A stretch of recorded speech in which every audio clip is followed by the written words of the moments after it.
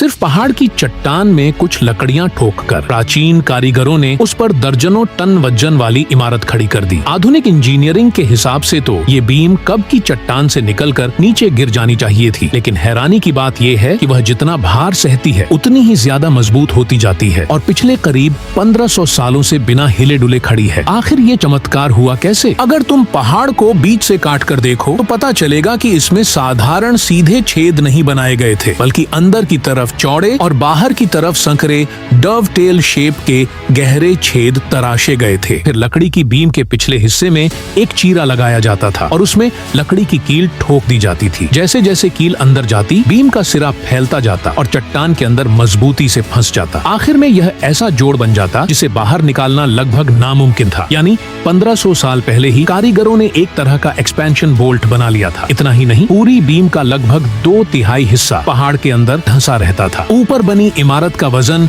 Beam के जरिए चट्टान पर दबाव में बदल जाता था, जिससे पूरी संरचना चट्टान की तरह स्थिर बनी रहती थी। लेकिन भार संभालना ही काफी नहीं था। लकड़ी की सबसे बड़ी दुश्मन होती है बारिश, धूप और नमी। कुछ ही सालों में लकड़ी सड़ सकती थी और पूरी इमारत गिरने का खतरा पैदा हो जाता। मगर समझदार, तुमने इसका भी समाधान ढूंढ लिया। जिस जगह इमारत बनाई गई वहाँ पहाड़ में एक प्राकृतिक गुफानुमा खोखला हिस्सा था। ऊपर निकली हुई चट्टान ने प्राकृतिक छत का काम किया, जिससे बारिश सीधे इमारत तक नहीं पहुँचती थी। इमारत जमीन से करीब 60 मीटर ऊपर थी, इसलिए बाढ़ का कोई खतरा नहीं था। पूर्व दिशा की पहाड़ियों ने तेज हवाओं को रोक रखा था और दिन भर में सिर्फ 2 से 3 घंटे ही सीधी धूप पड़ती थी। यानी बारिश नहीं, बाढ़ नहीं, तेज धूप नहीं और आंधी भी नहीं। प्रकृति ने खुद इस इमारत को चारों तरफ से सुरक्षा कवच दे दिया था। लेकिन एक और दुश्मन बाकी था, दीमक। इसलिए तुमने स्थानीय मजबूत और टिकाऊ लकड़ी का चुनाव किया। फिर उसे बार बार टोंग ऑयल में भिगोया गया ताकि तेल लकड़ी के रेशों तक पहुंचकर उसे जलरोधी, सड़नरोधी और कीटरोधी बना दे। मानो लकड़ी को अंदर से बाहर तक एक सुरक्षा कवच पहना दिया गया हो। और सुरक्षा को और बढ़ाने के लिए लगभग 30 अतिरिक्त खंभे लगाए गए, जो मुख्य संरचना का भार बांटते रहे और किसी भी दुर्घटना की संभावना को कम करते रहे। इस तरह तुमने एक ऐसी इमारत तैयार की जो देखने में मानो हवा में लटकी हुई लगे, लेकिन असल में पहाड़ से इतनी मजबूती से जुड़ी हो कि सदियों तक अडिग खड़ी रहे। तो बधाई हो, तुमने 1000 साल पुराने हैंगिंग टेम्पल की निर्माण कला का रहस्य समझ लिया। एक ऐसा वास्तुशिल्प चमत्कार जो आज भी इंजीनियरों को हैरान कर देता है।